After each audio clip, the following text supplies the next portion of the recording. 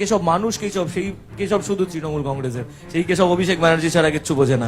আমি তো রাজনীতি করতে আসিনি, আমি দল থেকে কিচ্ছু পেতে আসিনি। পার্টি ধরতে গেলে আমি তৃণমূল কংগ্রেস করি। তাতে যদি আমার করে খাওয়ার জায়গা বন্ধ হয়ে যায় তবু আমি তৃণমূল। বিগত দিনে আমি একটা কথা বলেছিলাম, আমি হাবড়া অশোকনগরের ছেলে পরে আমি মারাত্মক ভুল করেছি এবং আমাকে হাবড়া অশোকনগরের ছেলেরা রাস্তায় ফেলে খুব মেরেছে। বাংলায় টিএমসির হারের পর টিএমসির নেতাদের চেয়েও বেশি স্পিডে যদি কেউ দল বদল করে থাকে তবে সেটা বাংলার কিছু ক্রিয়েটারই বটে, যাদের মধ্যে কেউ ইলেকশনের আগে টিএমসির হয়ে বহু ক্যাম্পেনিং করেছে, কিংবা টিএমসির নেতা কাম অভিনেতাদের গোমার্কা মুভির প্রমোশন করেছে, আবার তার নিজের বানানো রেস্টুরেন্টের ওপেনিং এ পলিটিক্যাল লিডারদের এনেছে এবং এবারের ইলেকশনে টিএমসির হারের পর তার মুখেই বিরোধী পার্টির গুণগান এবং টিএমসির নেতাদের দুর্ব্যবহারের কথাও বলেছে সে। আবার অন্যদিকে একজন সো কল্ড সিঙ্গার সারা বছর ধরে টিএমসির জন্য হাজার একটা গান লিখে গেছে, অভিষেক ব্যানার্জিকে নিজের আদর্শ বলে দাবি করেছে এবং যেখানে এতদিন ধরে তার গলায় টিএমসির গান শোনা যেত, ভোটের রেজাল্টের পরের দিনই তার চ্যানেলে জয় শ্রীরাম গান আপলোড হতো দেখা গেছে। আবার একজন তো এতটাই চাটতে ব্যস্ত যে সনাতন ধর্মের অপমান, শিব মন্দিরে বসে মাটন খাওয়া বা জয় শ্রীরাম বলতে অস্বীকার করা এবং তার এগেনস্টে এই নিয়ে তাকে কিছু বললে সে তাকে দেখে নেবে সেই হুমকিও দেয়। বাট বিজেপি জেতার পর তাকেও সাধারণ মানুষের থেকে পালিয়ে বেড়াতে হচ্ছে। আর এখন যদি তুমি তোমার মগজে একটু জোর দাও তাহলে তোমারও মনে পড়বে যে আগে কিন্তু বাংলা ইউটিউব কমিউনিটিতে এত পলিটিক্সের ইনভলভমেন্ট ছিল না। আর তাই এসব দেখি আমার মাথায় প্রশ্ন আসে যে ক্রিয়েটারদের হঠাৎ করে পলিটিক্সে জয়েন করার বা নেতাদের চাটার কি দরকার পড়লো? তারা তো সবসময় ইন্ডিপেন্ডেন্টলি কাজ করে এসছে। আর এই প্রশ্নের উত্তর খুঁজতে গিয়ে আমি যে কঠিন সত্যটা জানতে পারি সেটা খুবই ভয়ঙ্কর। তাই তুমি যদি বাংলার ক্রিয়েটারদের এই রাতারাতি পাল্টিবাজির পিছনে থাকা আসল কারণ জানতে চাও তাহলে আজকের এই ভিডিওটা শেষ অবধি দেখো। এদের মধ্যে প্রথমেই যাকে নিয়ে কথা বলবো সে আর কেউ না, সে হলো গরিবের আর কি বলছি দূর, সে হলো গরিবের অরিজিৎ সিং কেশব দে, যে কিনা নিজের গাওয়া গানের থেকে বেশি ফেমাস হয়েছে টিএমসির হয়ে গাওয়া গান করে।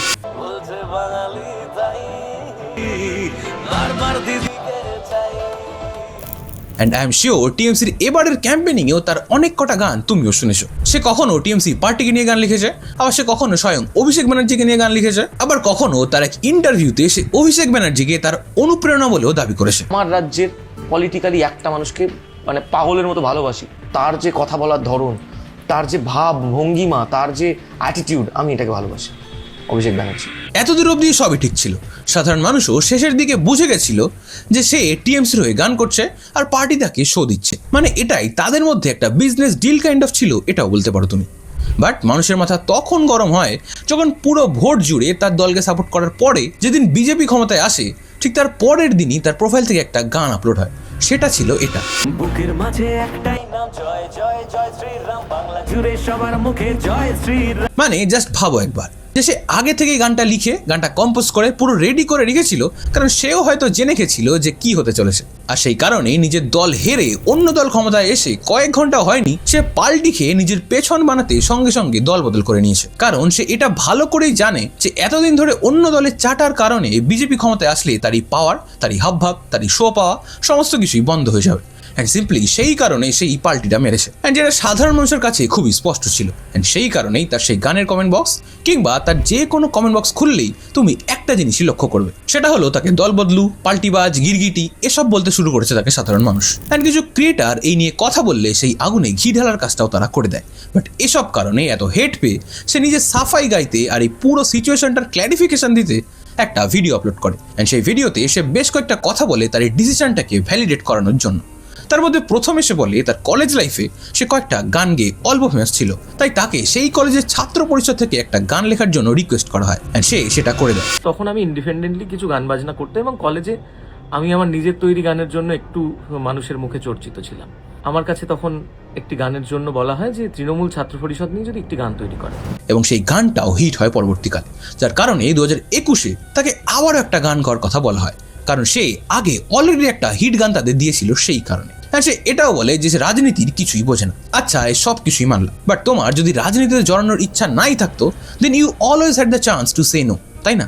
তারা তো আর তোমাকে জোর করে তোমার থেকে লিখিয়ে নিত না, কারণ তোমার কথা অনুযায়ী তুমি তাদের সাথে থাকতে না এবং তুমি বুঝতেও না এসবের কিছু। আচ্ছা, এটাও ছাড়লাম, ধরো এরপর যখন একটা গানের পর আরেকটা গানের প্রস্তাব আসলো তখনও তুমি না করে দিতে পারতে যে না, আমার ইন্টারেস্ট নেই পলিটিক্সে, অ্যান্ড আমি পলিটিক্যাল গান করলে সেটা আমার দর্শকদের মধ্যে ভেদাভেদ সৃষ্টি করতে পারে, তাই আমি গানটা করবো না। বাট তুমি সেটা না করে আরেকটা গান গাইলে, যার কারণে তুমি পরপর শো পেলে তাদের থেকে। এন্ড সে তার সেই ভিডিওতে পরে এটাও বলে যে আমি টিএমসি থেকে এর বদলে কোনো সুবিধা নেইনি। আমি কোনো দিনই আজ পর্যন্ত সেই দলের নাম করে কোথাও কোনো সুবিধা নিইনি।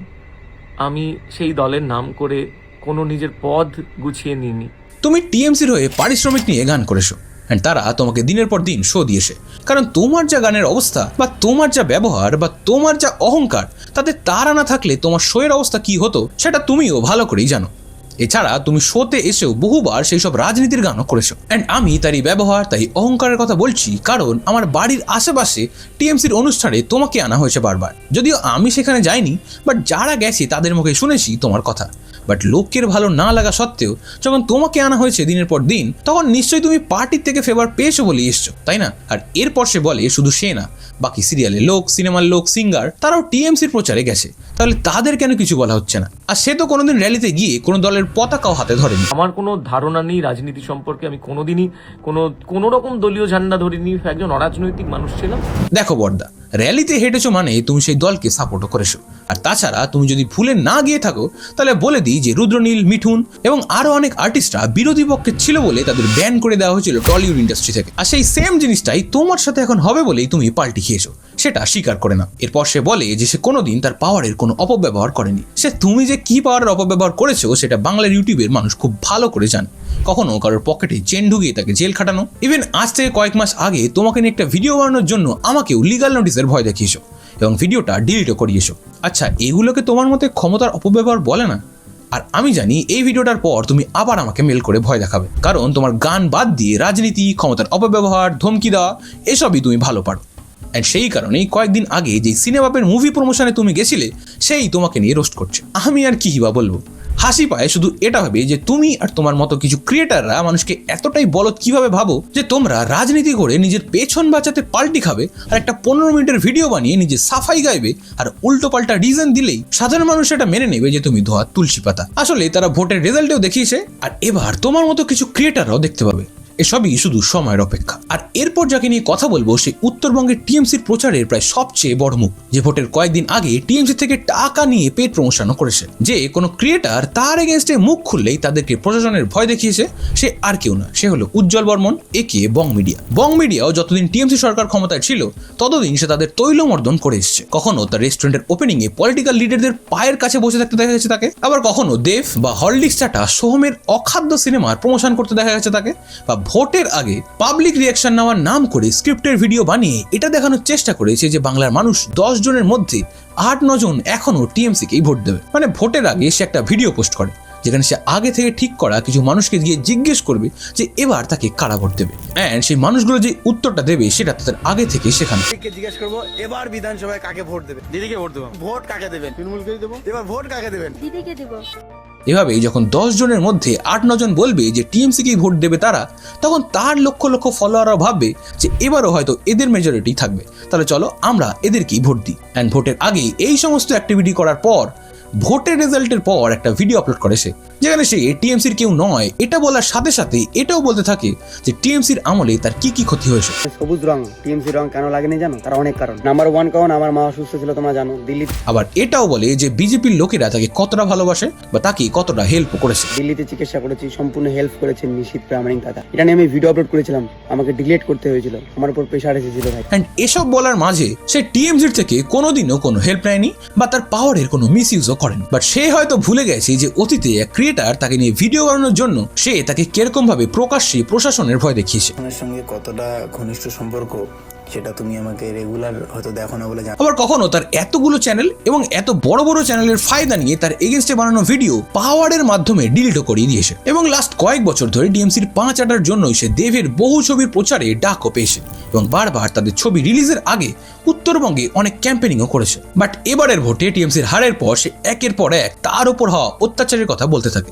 সেখানে কখনো তার রেস্টুরেন্টের বন্ধ হয়ে যাওয়ার পেছনে তাদের দায়ী করেছে এন্ড বলে যে সেই কারণে তাদেরকে 1,20,000 টাকা ফাইনও দিতে হয়েছে। শুধু এটাই নয়, এবার বড় অত্যাচারিত শুনবে। হামাল আড্ডা খুলেছিলাম, 10 লক্ষ টাকা ফাইন ধরেছিল, 1,20,000 টাকা আমি। এছাড়াও তার করা কয়েকটা পোস্টের মাধ্যমে এটা তো পরিষ্কার হয়ে গেছে যে সে সরকার পাল্টানোর সাথে সাথে পাল্টি মারছে। আর এরপর যাকে নিয়ে কথা বলবো সে নিজে ক্রিয়েটার না হলেও তাকে নিয়ে ভিডিও বানিয়ে নিজেদের ক্রিয়েটারের তকমা দিয়েছে তার আশেপাশে ঘুরতে থাকা সো কল্ড ফুড ব্লগার্সরা। হ্যাঁ, আমি কথা বলছি রাজু দাকে নিয়ে, যে কখনো প্রকাশ্যে বলছে যে সে টিএমসি সাপোর্টার। জয় বাংলা, জয় মামাটি মানুষ, জয় মমতা ব্যানার্জি। কি সবচেয়ে উপরে আমাদের জননেত্রী মমতা ব্যানার্জি আছে। আবার কখনো জয় শ্রীরাম বলতে মানা করছে, আবার কখনো শিব মন্দিরে বসে মাটন খেতে খেতে ভিডিও বানাচ্ছে। দেখো, রাজুদাকে নিয়ে আমি যে কটা ভিডিও বানিয়েছি সেখানে আমি বরাবরই তাকে ইনোসেন্ট বলছি, বাট এখন সে ইনোসেন্ট কিনা জানি না, বাট তার মেন্টালিটি সবার সামনে এসে গেছে। দেখো, এটা আমরা সবাই জানি যে রাজুদা যেখানে বসে সেটা হয়তো টিএমসির কোনো নেতার থেকে পারমিশন নিয়েই বসে, অ্যান্ড সেখানে বসেই তার ব্যবসা করছে দীর্ঘদিন। অ্যান্ড সে প্রথম দিকে বারবার বলেছে যে এসব পার্টি পলিটিক্সের মধ্যে সে নেই, কোনো রাজনীতির কথা বলবে না, কারণ এটা আমার ব্যবসা। আমি আবারও হাত সে শুধু ব্যবসা করতে এসছে অ্যান্ড এটাতেই সে থাকবে। বাট জানি না তার মধ্যে কিসের কনফিডেন্স আসলো যে সে ভাবলো এবারেও টিএমসি ক্ষমতায় আসবে, অ্যান্ড হয়তো সেই কারণেই সে অশোকনগরের ছেলে, তাই সে তাদের দেখে নেবে এসব বলতে শুরু করে, কিংবা জয় বাংলা স্লোগান নিয়ে বেশি মাতামাতি অ্যান্ড জয় শ্রীরাম না বলতে চাও। জয় বাংলা।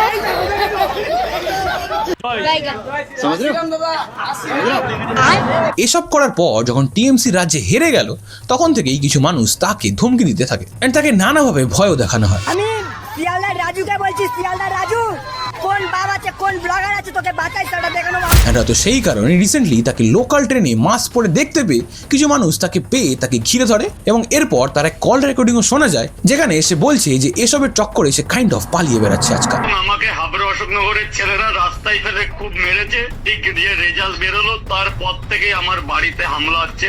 এন্ড সে নিজেও জানে না আবার কবে থেকে তার দোকানে স্বাভাবিকভাবে সে বসতে পারবে। এটাই হয় যখন তুমি হঠাৎ করে নিজেকে বাকিদের থেকে বেশি পাওয়ারফুল ভাবো। এন্ড এছাড়াও রিসেন্টলি তার শিব মন্দিরে বসে আয়েশ করে মাটন এনজয় করার ভিডিওর পর থেকেও মানুষ তার উপর রেগেছিল, এন্ড এই ঘটনা সেই আগুনে ঘি ঢালার কাজটা করে দিল। এছাড়াও রিসেন্টলি সায়ক মুখ্যমন্ত্রীর শপথের দিন পাওয়া ভিআইপি ইনভাইটের ছবি পোস্ট করাতেই সবাই এটাও বলতে শুরু করে যে তা সেই বিফ স্টেক খাওয়ার কন্ট্রোভার্সিটা বিজেপির একটা পেট প্রমোশন ছিল। তোমার এই বিষয়ে কি মতামত সেটা কমেন্ট বক্সে জানিও। দেখো, আমার মতে তুমি যদি সত্যি একজন ক্রিয়েটার বা একজন আর্টিস্ট হও তাহলে তোমার আর্ট আর তোমার ক্রিয়েটিভিটির উপর তোমার বিশ্বাস থাকা উচিত। যেসব রাজনীতিতে তোমার কিছু এসে যাবে না, কারণ তুমি টাকা পাও ইউটিউব থেকে, ব্র্যান্ড থেকে, স্পন্সর থেকে বা মিউজিক রয়্যালটি পাও, অ্যান্ড এগুলোর কোনোটাই কোনো পার্টি কন্ট্রোল করে না। তাই ক্রিয়েটারদের কোনো কারণেই রাজনীতিতে যেতে হয় বলে আমার লিস্ট মনে হয় না, কারণ তারা এত ফ্রিডমের পরেও যদি কোনো দলের চটি চাটতে থাকে তাহলে নির্ভীক হয়ে ইন্ডিপেন্ডেন্টলি কারা কথা বলবে, কোনো অন্যায়ের প্রতিবাদ বাই কারা করবে? খবরের চ্যানেল, মিডিয়া, ফিল্ম সবই তো অনেকদিন আগে থেকেই তাদের হাতে। এখন যদি ক্রিয়েটাররা সেটাই করে অ্যান্ড করার পর বলে যে আমি তো রাজনীতি বুঝি না বা আমাকে দিয়ে জোর করে করানো হয়েছে, তাহলে বোকা সে নয়, বোকা তার কথা শুনে বিশ্বাস করা তার অডিয়েন্স মানে তুমি। দেখো, আমি সত্যি জানি না যে এই ক্রিয়েটাররা কি করে এটা ভেবে নেয় যে তারা যা ইচ্ছা করবে, বাট মানুষ কিছুই বুঝতে পারবে না। মানুষ এতটাই বলো যে আমি সারা বছর ধরে কোনো একটা দলের র্যালিতে যাব বা কোনো দলের হয়ে পরপর কয়েকটা গান লিখবো, কিংবা কোনো দলের হয়ে পেট প্রমোশন করার জন্য রাস্তার মানুষকে দিয়ে মিথ্যে বলাবো, অ্যান্ড এসব করেই তারা হয়তো ভেবেছিল যে তাদের সরকার আরো একবার ক্ষমতায় আসলে তাদের এই কাজ আরো রমরমিয়ে চালিয়ে যেতে পারবে এবং মানুষও কিছুই বুঝতে পারবে না। বাট তারা হয়তো এটা প্রেডিক্ট করতে পারেনি যে এখনকার মানুষ আর মুখ বুঝে কিচ্ছু সহ্য করে না, তারা সমস্ত কিছু জবাব তাদের ভোটের মাধ্যমে দেখিয়ে দিয়েছে। অ্যান্ড কেউ বা কোনো পার্টিকুলার দল যদি এটা ভেবে থাকে যে শ্রীরামের নাম করে প্রচার করে ভোট নিয়ে ক্ষমতায় আসার পর তারাও আবার দুর্নীতি করবে, তাহলে আমি শিওর যে তাদের গদিও 5 বছরের বেশি টিকবে না। কারণ এখন বাংলার মানুষ আর কোনো পার্টিকে ভোট দেয় না, তারা দেয় উন্নয়নের পক্ষে, শিক্ষা, স্বাস্থ্য, চাকরি, শিল্প, মহিলা সুরক্ষা এসব দেখে। তোমার এই ক্রিয়েটারদের এই রাতারাতি দল বদল নিয়ে কি মতামত সেটা কমেন্ট করে জানিও। এন্ড ভিডিওটা ভালো লাগলে ভিডিওটা লাইক শেয়ার করার পাশাপাশি চ্যানেলটাকে সাবস্ক্রাইব করে দিও। এন্ড যদি তোমার আজকের এই ভিডিওটা ভালো লেগে থাকে তাহলে আমি শিওর যে তোমার এই ভিডিওটা অনেক ভালো লাগবে, তাই সেটা দেখতে হলে এখানে ক্লিক করে চলে আসো। তোমার সাথে আমার দেখা হবে ওখানে। টাটা।